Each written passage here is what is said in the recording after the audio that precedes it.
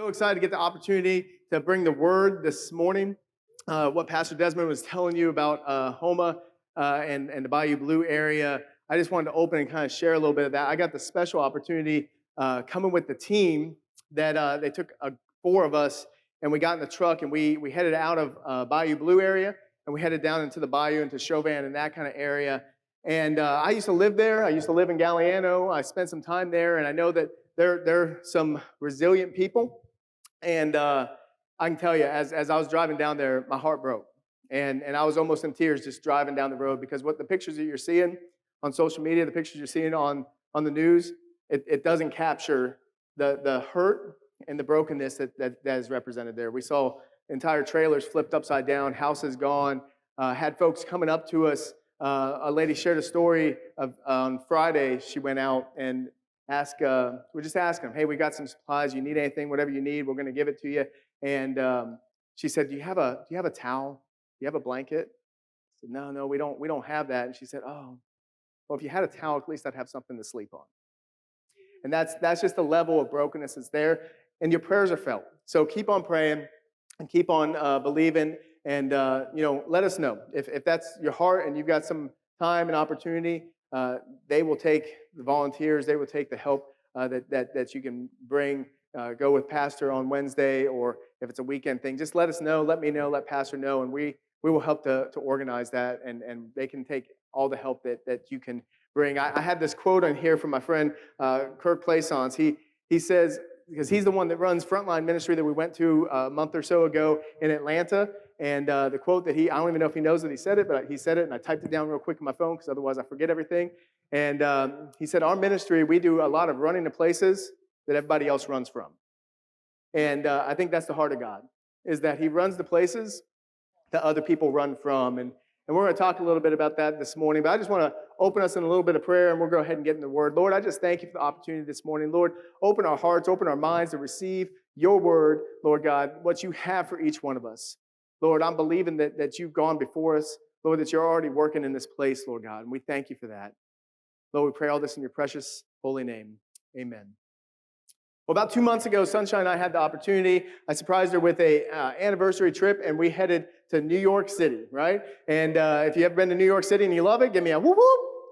And if you don't like it, be real quiet. Man, a lot of people don't like it. It's crazy. But we went and just to have a good time, and she had never been. I went when I was in high school, and just was surprised her with that for our 20th anniversary. And while we were there, one of the things that I planned that I would recommend anybody do is they have this Circle Line cruise. And you can get on the boat. It's really pretty affordable. And we got on that boat, and it's a 3-hour cruise, which kind of scared me, Gilligan's Island's fans, but we were okay. And all the young people are like, Gilligan's who? We got on there, and it just kind of, it went all the way around the island of Manhattan. And just you got to see all the sights, you got to see the skyscrapers, you got to see the Statue of Liberty, you just kind of got to see everything without all the walking, without all that kind of stuff. And it was just a really neat experience. And they get you some of that history. And in those moments, that's what I really like, is the history and telling you, this is where, I forget the flight, but the flight that had to land in the Hudson, they're like, this is the spot, right where we're at. This is where it landed. And I'm like, wow, like being able to put myself there and experience that and tell me that building over there, the penthouse over there, it rents for $5,000 a month. And I'm like, I live in a whole different world than these people, and that's okay, but it's just interesting to know and the history of the city and all that, and there's so much history to learn there. But as we came around the Brooklyn side, I remember like all of a sudden he got my attention. At this point, we're like an hour and a half, 2 hours in, and I'm kind of like sun-baked and like tired and kind of looking for a Coke or something to drink because I'm hot.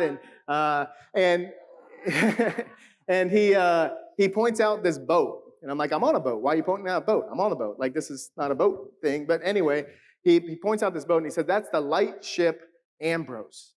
And I was like, lightship? I've never heard of a lightship before. What's a lightship? And so I'm really locked in at this point. He's giving all the history. And it's this boat that they had created in the early 1900s. And they used there as a lighthouse. And when they would send it out, the boat would go out of the harbor, because the problem was in New York is they didn't have the solid foundation, the solid ground to be able to put a lighthouse on the ground, which is typical. You guys have all seen lighthouses on the ground. They weren't able to do that at the time because it would just sink and fall into the water. They couldn't do the moorings and stuff that we know how to do down here. We're very familiar with it because we live in land that's not so solid in some places as well. And so their solution was, we don't have the ground, we don't have the technology, but we have boats. And so they built this big boat and put a lighthouse in the middle of it. And that lighthouse in 1908 would go out of the harbor when storms were coming in, because they still get some of the tropical storms and hurricanes that we get. And they would send it out into that harbor as the waves were getting bad, as the conditions were just terrible, and it would start to shine its light. Now, without some anchoring, this boat was going to be not helpful at all, because it'd be here and then be over here. And so they had two 5,000 pound anchors that they would drop off of both sides. So basically 2 cars on chains and drop them off on both sides. They weren't actually cars, but about that weight or whatever. And they would drop all the way to the bottom, and they were locked in right there. Now, I'm not a boat fan. Every time I go out past about 20, 30 miles offshore, I'm sick. Doesn't matter what medicine you give me, doesn't all that. I've not found the way to do it. I love going fishing. I love being out on the water, but I can just imagine being on that boat and being rocked and tossed, and it would just get to me. And these people coming back in, trying to get back to home, worried about loved ones, going through all the tossing and the turning and that, and to see this beacon of hope, to see this light there in the channel and know I can go. But flip yourself and put yourself on that light ship Ambrose for a minute. These boats are now coming right at you. I mean, right at you. You're in peril. You have the chance that they would just not turn soon enough and just destroy the boat, and you're going down. Because you can't move 10,000 pounds, 5 tons are holding you to the ground. But this morning, the thought that I want you to grasp as we get ready to get into the Word is, even though they were there, even though they knew there was trouble, shining that beacon of hope outweighed the risk. Shining the beacon of hope to these people outweighed the risk that they had of standing there, because they wanted to make sure they got to come home and make sure that they got to safety. And they were willing to risk that. So this morning I want to read out of Matthew chapter 5, verses 14 through 16 here to start. And Matthew 5, 14 through 16 says, "You are the light of the world. A city that is set on a hill cannot be hidden. Nor do they light a lamp and put it under a basket, but on a lampstand. And it gives light to all who are in the house. Let your light shine before men, that they may see your good works and glorify your Father in heaven." And so this verse starts with this statement: you are a light of the world. You are the light of the world. Jesus doesn't say, I am the light of the world. Look to me, I am the light. He says, no, you are the light of the world. And it was important that he said that because he wanted his audience's attention. He didn't have these lights and the speakers and all this. He needed to be very purposeful with his words so that his audience would be drawn in, because what he was going to say was very important. They needed to understand what he was trying to communicate here. See, this phrase in the Jewish society meant more than what it means to us, because they considered themselves the light of the world. This wasn't nothing new for them. They were like, yeah, I am the light of the world. But their light was a different light. See, they held themselves in high regard, and they were God's chosen people. It's an incredible honor, but they had tainted it. They had stopped following it the way that God had intended it. But when they would hear, I am the light of the world, you are the light of the world, they thought, I am the intellectual greater. I am the spiritual greater than everybody else. Look at my light. Look at how great I am. Look at what God has done, because he's chosen me. And so immediately, Jesus would have had his entire audience's attention. They'd be like, this guy, he's on our team. He said, you heard him? You heard him say it? Jesus has been against us. He just said that we're the light of the world. We're right. And they're listening now, right? If somebody blows on you and they say, man, that shirt today, man, you looking good, Peter. That's a good shirt, man. You're looking real good. Peter's going to wear that shirt the next time. He's going to say, Pastor Travis thinks I look good in this shirt. He's going to do it. I promise. Call me when you wear it. You're going to think about it, right? When somebody says something nice to you, kind to you, they blow on you, you're in. You're like, that's my friend. That's my people. And so Jesus has them now. And so now he's going to teach them something. And the next thing that he says is a city on a hill that cannot be hidden. He's talking about Jerusalem. He's not just talking about any city. He's talking about Jerusalem that was high, that was fortified, that it was this land that God had given them. And I was talking to somebody this week, I cannot remember who it was, but we were talking about the nation of Israel and how throughout history, it might have been Pastor Ross, throughout history, Israel has been like defeated and conquered and overrun and torn and all this thing, but all throughout history, you look at the map and what city is there? It's Jerusalem. It's there. I don't know how far, I don't know if there's a period where it wasn't, but like there's a long stretch to this day where that city is there. It's been conquered, it's been built up on a pond. They've said, I had a friend go there and he said that there's layers upon layers upon layers of Jerusalem, right? So it's all there, you just got to dig deep enough and you get back into history. But the city's still there, a city that cannot be hidden. Talking to them saying, this is your city. You lights of the world, this is your city that cannot be hidden. So now they're really feeling themselves. Like they're like, man, this Jesus, maybe he's all right. Maybe he's not as bad as we think he is. And then Jesus shifts. And he begins to talk about a lesser light. He says, who takes a light and puts it under a basket? Right? We've all experienced hurricanes. We've experienced power loss. We have the battery power. We have these little lantern things. We have like 8 of them or something, a bunch of them in the house. And so we know where they're at. And as soon as the power goes out, the kids are running to that cabinet, running into walls and everything because they can't see. But they're running to the cabinet, and they're going to get the lanterns, and they pop them open, and they turn them on, and we have lights everywhere. But they don't like pop them open and be like, put it under their jacket and be like, it's my light. Like, you can't have that. This is mine, Sarah. You can't have it. This is my light. Like, who does that? You flip a light on in your living room or whatever, and then take a bowl out your kitchen and put it over the light. Be like, you can't have my light. That's my light. I'm going to let it shine under my bowl, under my bowl, under my bowl, right? No, like we let it shine for all to see. And he starts talking about we all the people in the house. Think about their homes. Their homes weren't like ours. I'm blessed. I love my house. I'm expanding it. I'm working on construction projects and all this. And I really like where our house is going. But their houses didn't look like my house. They may have had a few rooms, but they didn't have 7, 8, 9, 10. They didn't have all these rooms. If you were in that house and you lit a light for a purpose. They didn't have switches. They didn't have electricity. You lit that light so that all the people in the house could see. That everybody could see where they're going. They could do what they're doing. They could get where they need to go, because my light's not just my light. My light's for you and for you and for you and for you, because I'm going to help you to see too. And Jesus is saying, you've taken your light, my people. I'm one of you. You've taken your light and you've held it just for you and yours. Your country club. Your country club this is my country club. Can I see your membership? You got your card? Oh, you can't have my light. I'm sorry. Go ahead and apply for membership, and then we talk about you having a light. But you probably have to do a 3 to 6 month internship first before you can see my light. But that's what they were doing. They had the light. You know, I heard a young student at Fine Arts one year preach, it's like having the cure to cancer and not sharing it with anybody.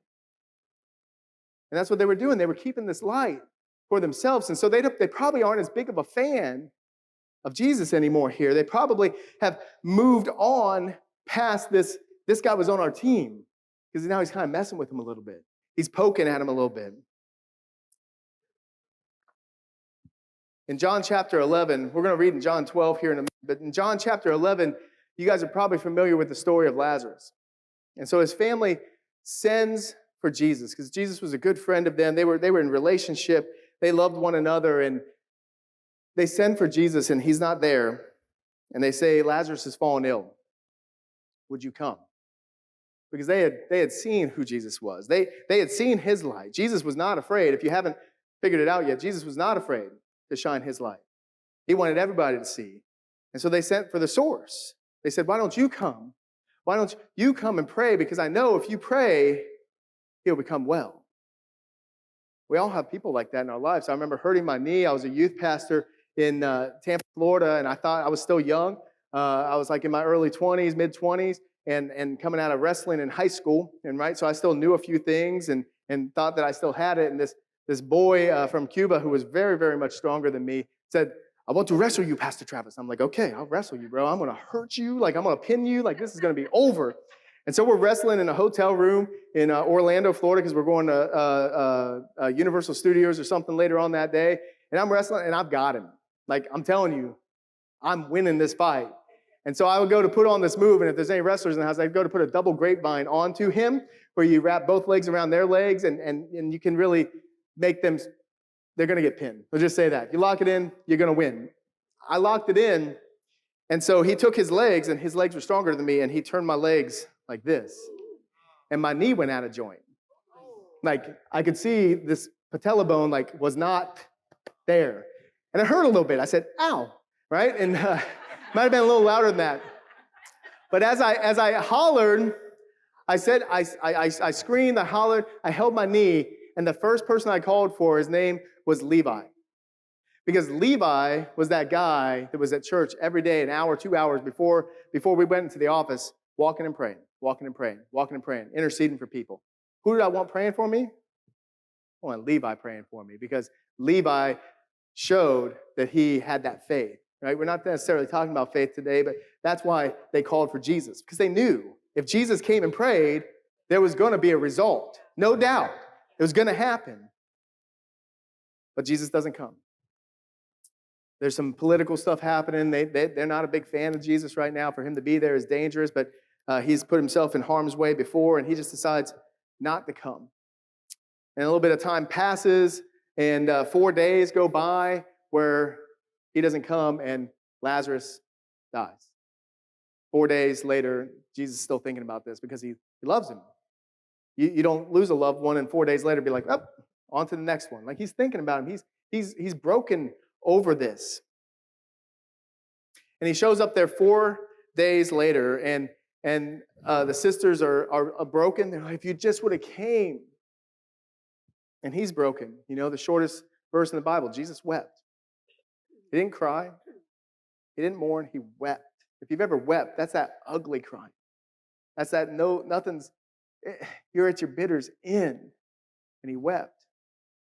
And they went to the tomb. When they went to the tomb, it wasn't just Mary, Martha, and Jesus. It says many came with them. Because this was the time that many Jews were in the city. Many had made their pilgrimage there, to come and celebrate their festivals. And as Jesus came, he stood before the tomb, and they moved the stone away. And as people are watching, Jesus speaks, but he doesn't just speak. He speaks specifically. He says, Lazarus, come forth. He doesn't just say, come forth. He doesn't say, arise. Because I believe there's so much power in who Jesus was that if he would have just said, arise, there'd have been a parade coming out. Because multiple people were buried in the same tomb, but he says, no, Lazarus, you come forth. I've called you. And he stands up in those grave clothes, and he comes out, and he is alive again. Can you imagine the faces as they saw him walk out? They had heard of Jesus. They had heard the rumors. They had heard that this man that performs miracles and that his Father is in heaven. But some of them had not seen it. And in this moment, he says, here's my light for all to see. Look at it. Look at me. Look at my Father who is in me. And this miraculous thing comes, and it says at the end of chapter 11 that many came and believed that day. That many hearts turned and they said, this is the Messiah. This is the Christ. I believe in him. I'll turn my wicked ways and I will follow him. John 11:53 says, then from that day on, they plotted to put him to death. See, the ones that didn't believe were now even more threatened. That him is just not a him. That's a capital H him. That's Jesus. In that moment, their hearts completely turned. You can have malice. I've had hurt from people, but I've never plotted to kill somebody, to take their life. And these people were so turned from him, they said, we're plotting to kill you. We're plotting to take your life. Jesus. He's a marked man. And so we go on into chapter 12, and in chapter 12, they're together again. They are there at Bethany, and Passover is happening, And Lazarus has invited Jesus to come and celebrate that Passover meal with them. This is exciting. It should be extra exciting. Like, this man was dead, and now we're having Passover dinner together. Like, this is going to be a moment, right? Like, I'm coming to that one. Like, I'm not going to have an excuse not to show up for that meal. And they take the perfume or the oil and they bring it to Jesus' feet, and she breaks that open and she begins to wash his feet, and we know that Judas is aggravated at this. That he's frustrated because he said, do you know what we could have done if we'd have just sold that? How many people we could have helped, all this thing? Look, understand, Jesus says that the poor will always be among us. They'll always be among us. It's not that we ignore them. They'll always be among us. But here I am before you, and she's worshiping me. And I've heard that story preached, and I've read it, and it's touched my life, but these next few verses jumped out to me as I was preparing this message. It's the last time that Lazarus is mentioned in the Bible. Chapter 12 in John, verses 9 through 11. Now, a great many of those Jews knew that he was there, and they came, not for Jesus' sake only, but they came that they might also see Lazarus, whom he had raised from the dead. But the chief priests plotted to put Lazarus to death also, because on account of him, many of the Jews went away and believed in Jesus.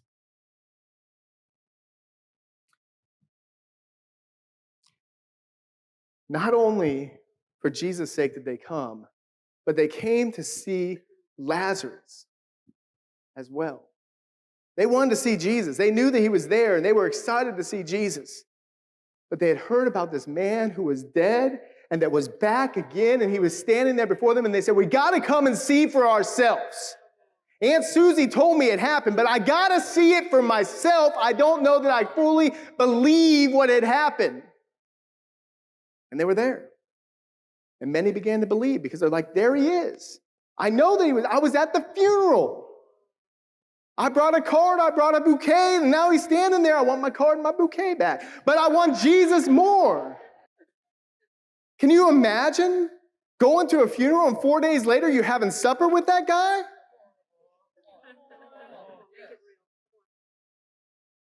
If that won't shake you up, if that won't get you excited, if that won't get you jumping up and down, I don't know what will. And just think how Lazarus felt. I don't know how many showers he took. I'd have taken about 20. He was dead for 4 days. He's not a little dead. That's a lot dead. Like, it's over. Like, there's no question, because if Jesus had come right away and resurrected him on that same day, they could have said he wasn't really dead. He was just sleeping. He was dead. Y'all say it's hot. He was dead. Like, it works. They were Cajun. Like, come on. And now they're sitting there having supper. And the people came to see, and they began to believe. But the hearts of the chief priests, the hearts of the leaders, the hearts of those that their authority was now threatened because a new way had come, a better way had come, the fulfillment of the scriptures had come. These same men that had plotted to kill Jesus is now we're not going to kill Jesus only, but we're going to kill Lazarus too.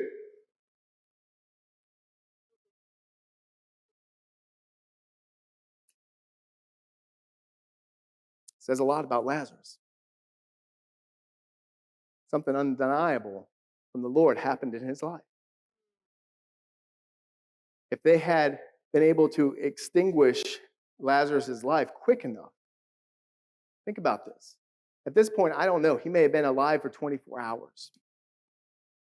If they can sneak him out in the back alley and take him out here real quick, all of this chaos, all of this excitement that's happening, instead of it happening, all of a sudden this just becomes a rumor again.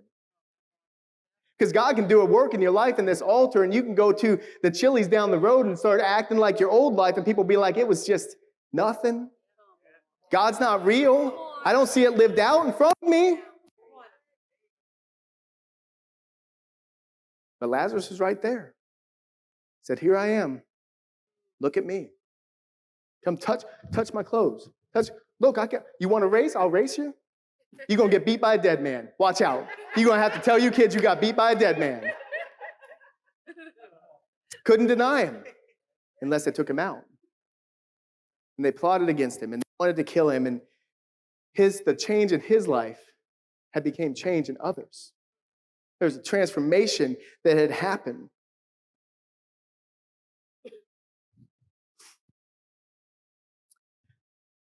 I want to close with an illustration here, and I'm going to ask, and I need full honesty and truth because it's powerful. We're up to 3 pennies now, right? Like 3 pennies. So I had some pennies on the carpet here this morning, and Miss Lucy added another one here, so I'd have one to pick up. Anybody in here pick up a penny in this area? Okay, there's my 2 people. Come on, it's awesome. 2 of my favorite people. You're all my favorite people, but they're 2 of my favorite people. Give them a hand. Give them a hand. You don't even know why, but give them a hand. How many of you guys walk around Walmart, walk around Costco, wherever you're going, you see a penny, but you just walk past it? Let's be honest. How many of us walk past it? It's just a penny. Yeah. With the economy now, I might even walk past a nickel. It's just a penny. Who got my really, really dirty one? Like the one that doesn't even look like a penny? Yeah, Miss Margaret, come on. Like that thing doesn't even look like a penny, does it? If you guys want to see it, go out. It's in the bucket. So it's God's penny now. You can't see it. I'm sorry. It was nasty though. Like I showed it to my wife this morning and she's like, what is that? And I let her, she's looking at it and she's turning around and she's like, is this a penny? Is this a piece of metal? What is this? It was almost indistinguishable. Like it was run over, it was jagged, it was nasty. You could barely see the building on the backside, just a little bit, just enough to know that it's a penny. But if I take that penny to the bank, what's it worth? Penny. 1/100th of a dollar. Does it have value? Has value. Absolutely has value. If I pick up 100 of them, what's it worth? $1. Man, you guys, well-educated people, like awesome, amazing stuff.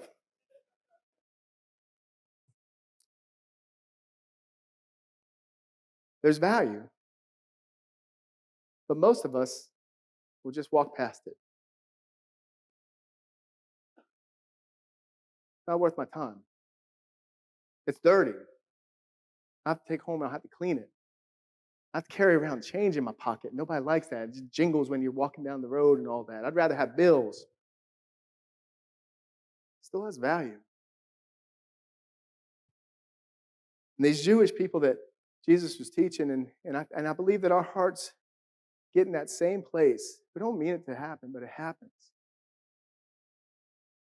Where there's people that God's put in our life, there's situations that God's put in our life, but they just look like a penny. So we just walk past. I have my light, but it's not worth my time to use my light there. I might need it later. I'm going to save this for something else. And we come by and we see another and we're like, well, yeah, I'm on like a quarter of a tank of gas. I can't stay here because I go to this gas station because I know they just got a truck this morning. I got to fill up my tank. So I don't have time to talk to you right now. Gas is important. Our lives are important. All that's important. I'm not against any of it. But if we're not careful, we begin to put that basket over our light. We begin to hide that beacon of hope that God's called us to be instead of sharing it with all those that are around us. Because we weigh the worry, the anxiety, the cost, all of that is so much greater than what we value that hope.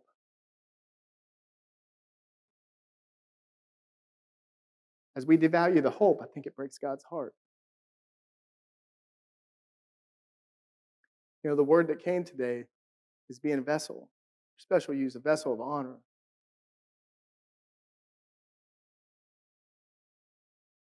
God didn't make us a vessel, keep it to ourselves. He made us a vessel so that we could pour it out For all others, while we were in Atlanta, I'll be honest, I stole this. Um, they used this illustration, and he had a jar like this. It's about this size, and it was full of pennies. But he can go to the bank and say, hey, I need X amount. I don't know how many pennies are in this. I just dumped them in here. It's kind of heavy. But he hadn't went to the bank and got any pennies. As teams came in and went out into the streets of Atlanta, as teams went out to help the hurting ones, to help those that we typically walk past, he said, students, leaders, as you walk these streets of Atlanta, if you see a penny, pick it up. Put it in the jar. We were the second to last week, I think. And he had it was a little bigger than this, honestly, full of pennies. Some of them were cut in half. Some of them had holes. Some of them were twisted. They're gnarly. Some of them were shiny and brand new. And he took those pennies and he just kind of started pouring them out. You start to see all the pennies. He said, each one of these pennies represents a life that was walked past. And I'm not just talking about homeless. I'm talking about people. I'm talking about people that are back at your house right now. People that are at your work site. People that you see all the time. But because we're so focused on ourselves or focused on just the busyness of life, we just walk past them. We don't stop to shine any light. We don't stop to give any hope. I tell you, my heart was broken yesterday.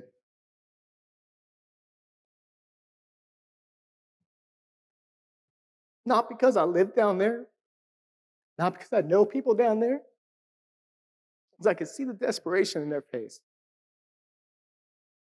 Some of these folks had joy, and before I could even talk to them, I knew that they knew Jesus. Because they have nothing, and yet they still have joy. But some of them were so broken and hurt, and their faces were just mad. And I told Pastor Joe when I talked to him yesterday, I said, we didn't come here to pass out water and chips and cleaning supplies. We came to pass out hope. We came to pass out this peace of God. The water and all that's appreciated, and it's necessary. But in that moment, we lowered ourselves and said, really, it hits home when you start talking about a hurricane. That could have been us. Who's going to come and bring hope to me?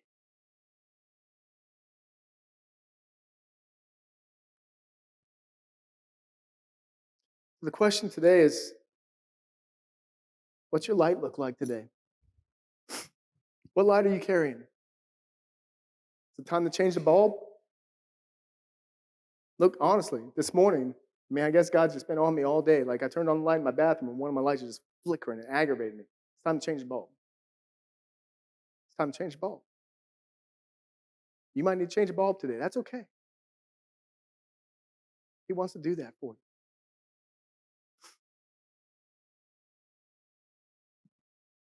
What do we have blocking that light from others to see? Pride? Busyness? Unwillingness to pay the cost? I remember who I was when I was 15 years old.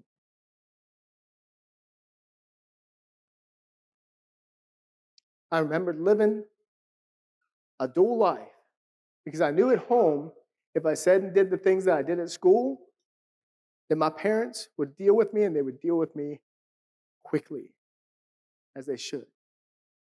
So I was smart enough that I lived a life at home that was completely different than what I did at school.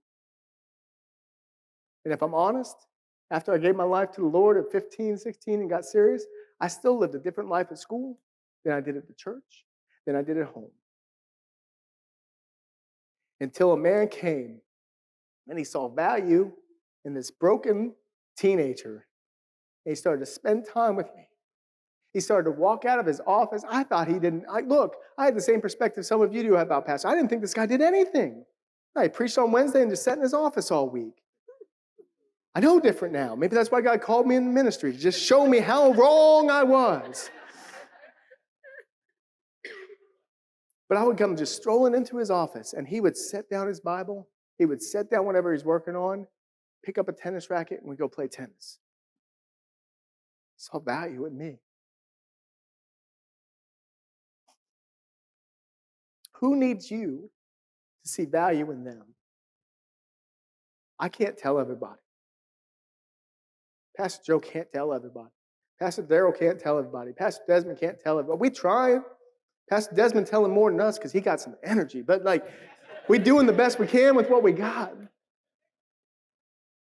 But you got to look for the pennies. You got to look for them. Is the hope inside you greater than the risk?